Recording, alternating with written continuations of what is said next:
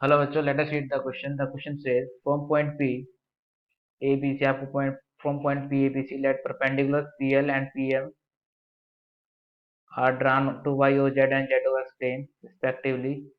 Then find the equation of plane O L M. आपको equation of plane निकालनी है. Start करते हैं. ठीक है sir.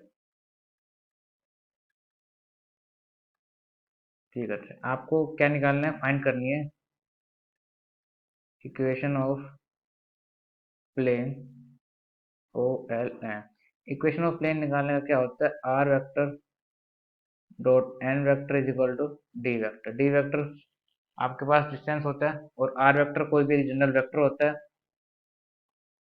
X I cap plus Y J cap plus Z K cap.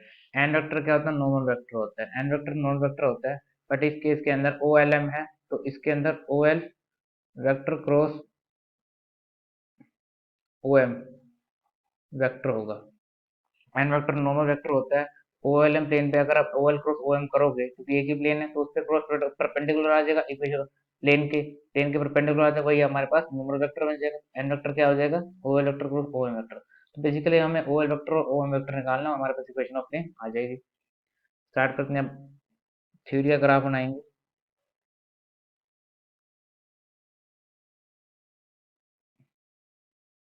ये हमारे पास है जेड, ये है एक्स, ये है वाई. स्टार्ट करते हैं क्वेश्चन सोल्व करना. अब पहला दे रखा पॉइंट पी, दे रखा आपको ए बी सी. कोई भी एक जनरल पॉइंट है यहाँ पर पी ए बी सी. वो परपेंडिकुलर दे रखा है. किस पॉइंट के परपेंडिकुलर है? पी एम के, जो है perpendicular to P L on the plane Y O Z. Y O Z जो जो आपके पास origin to Y O Z जो यहाँ कहीं लाई करेगा, तो इसके परपेंडिकुलर चला जाएगा ये. ये मान लीजिए वाला आपके पास पॉइंट पी है. हटा. ये आपके पास एल आ गया, पी एल आ गया. सिमिलरली यहाँ पर एक और जेड ओ एक्स है. यहाँ पर कोई एक पॉइंट होगा जेड ओ एक्स है, पी एम है. ये एम पॉइंट है, ये भी एक परपेंडिकुलर आ गया. ये परपेंडिकुलर जा रहा है. इसी तरीके से आपके पास परपेंडिकुलर आ गया. अब देखो, जो पी के जो कोऑर्डिनेट, एल के जो कोऑर्डिनेट होंगे, वो किस टाइप के होंगे? एल के अंदर एल लाई कर रहा है वाई ओ जेड प्लेन के अंदर. वाई ओ जेड का मतलब है कि एल के अंदर एक्स एक्सिस तो जीरो है, क्योंकि वाई ओ जेड के प्लेन के अंदर है. और वाई प्लेन में मान लो कोई पॉइंट है बी, जेड में मान लो सी पॉइंट है. सिमिलरली एम पॉइंट देखो, एम पॉइंट कर रहा है जेड ओ एक्स प्लेन के अंदर क्वेश्चन के अकॉर्डिंग. तो जेड ओ एक्स के अकॉर्डिंग एक्स का मान लेते हैं, कोई भी पॉइंट मान लो एक्स का. एक्स का पॉइंट हमारे पास ए है. बी मान लो आपके पास होगा. वाई ले नहीं सकते, क्योंकि जेड ओ एक्स प्लेन के अंदर, जेड ओ एक्स प्लेन के अंदर वाई तो है नहीं, जीरो रखना पड़ेगा. और जेड है, तो जेड को रखना पड़ेगा सी. ये बनेगा. तो एल के कोऑर्डिनेट बनेंगे जीरो बी सी. एम के कोऑर्डिनेट बनेंगे ए ओ सी. अब पी एम देखो, पी एम के क्या बनेंगे? पी एम में देखो, पी एम के बनेंगे A minus A zero, B minus zero zero, A minus A zero, A minus A, B minus B, A minus A, B minus zero, C minus C, B minus zero, C minus C, B minus zero, C minus C, जो कि बन जाएगा zero B zero. M की coordinate सही लिया ना? Z O X plane है, Z X है, वाई नहीं है. और ए के अंदर वाई और जेड है. ठीक. अब पी एल के निकालो. सिमिलरली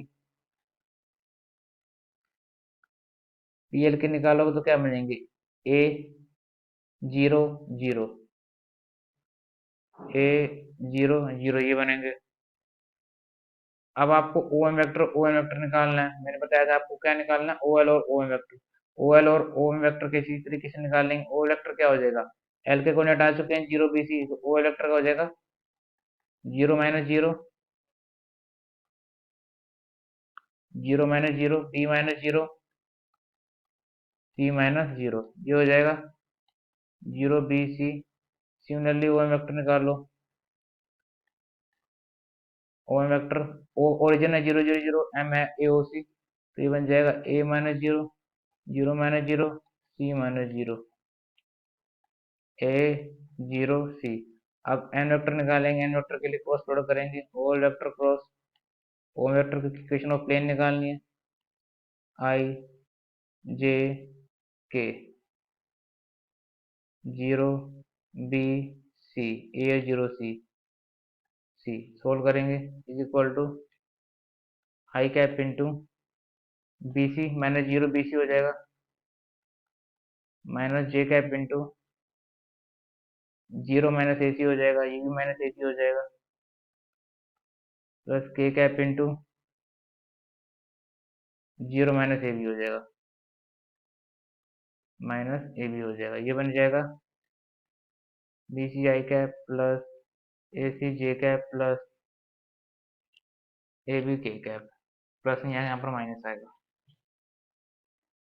माइनस ही है एन वेक्टर आर वेक्टर आपको बताया था मैंने X I cap plus Y J cap plus Z K cap plane की equation R vector dot N vector equal to D कर लो क्या हो जाएगा ये B C X plus A C Y plus B C X plus A C Y plus Z को multiply करो minus का आ जाएगा minus A B Z Z is equal to D अब जो इक्वेशन ऑफ प्लेन है वो ए B सी से पास हो रहा है बी सी से पास हो रहा है पास करवा दो क्या बन जाएगा A B C minus A B C minus A B C is equal to D तो D is equal to minus A B C क्योंकि ए कैंसिल आउट हो जाएगा डी की वैल्यू आ जाएगी तो ये बन जाएगा B C X plus A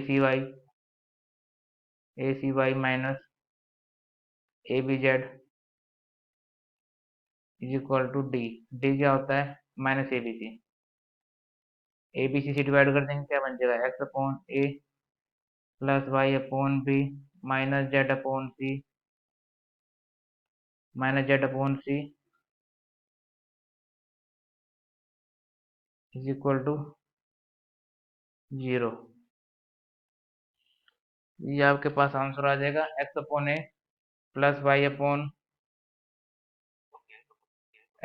A plus Y upon B minus Z upon C is equal to zero आपके पास आंसर आ जाएगा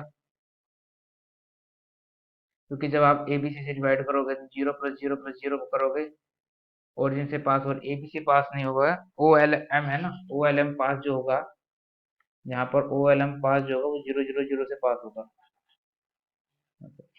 जीरो जीरो जैसे ओरिजिन से पास होना क्योंकि प्लेन जब ओ एल एम बना है तो zero zero zero plus zero minus zero is equal to T this implies T is equal to zero D आपको जीरो मिलेगा डी जब जीरो मिलेगा तो यहाँ पर जीरो रख देंगे डी जीरो हो जाएगा फिर आप ए बी सी से डिवाइड कर दोगे आपके पास आंसर आ जाएगा X upon A plus Y upon B minus Z upon C is equal to zero तो आपके पास आंसर जो आएगा वो है option B X upon A plus Y upon B minus Z upon C is equal to zero so option B है correct option B correct okay so I hope you understood it well best of luck